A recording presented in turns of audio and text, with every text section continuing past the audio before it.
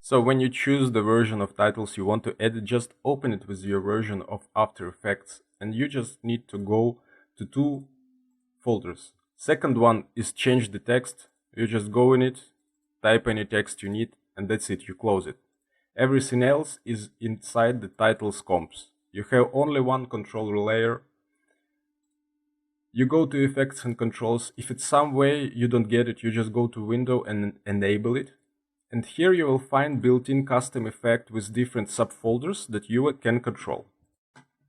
And if you're working in older version of After Effects, you might have the missing sign, but it's only a visual error. It's worked perfectly. So first of all, the text, you can turn on, turn off additional elements, and you have additional control, so you can scale down, scale up, and move your title and build another unique titles. You have a color control, so you can change it. And when you're happy, you can go down to the background layer.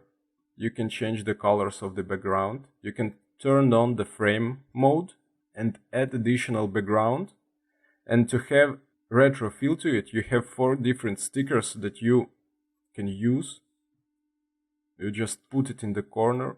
You have a VHS sign,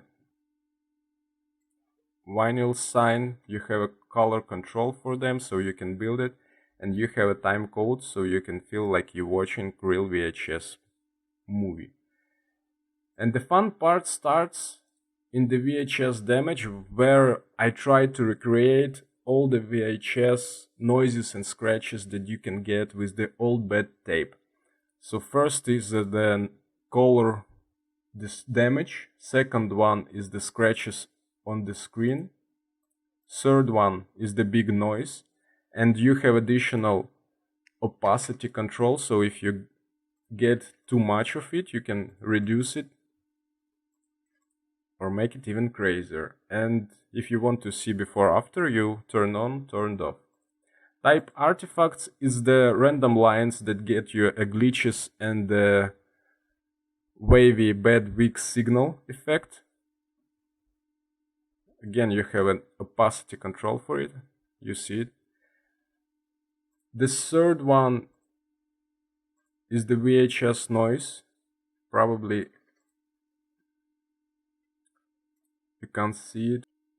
Here I find the more obvious result. You can see the small white streaks as a noise, as damaged tape, so you can turn it on, turn it off, and then render it, and you will see how it looks. And the final one is the TV lines. You can see as the back weak TV signal. You can make it harder or make it a little bit less obvious. As usual, you get post effects to finalize it. You have a chromatic aberration as nice red and blue retro effect. You can change it as you like to add additional values to shift red, green, and blue signal. The edge sharpness, it makes it a little bit more contrast and a little bit more offset on the edges.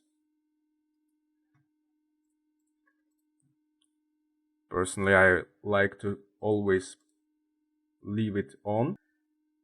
Noise is a final damage when you get a blurry and noisy result as the old VHS tape. Color vibrance and color saturation, if you don't get enough of the colors, you can crank it up and even burn it out.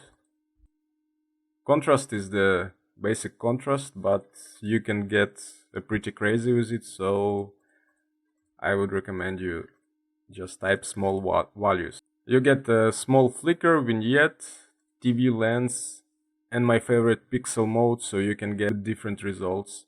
And that's it, you have 21 titles. Each one has his own controls.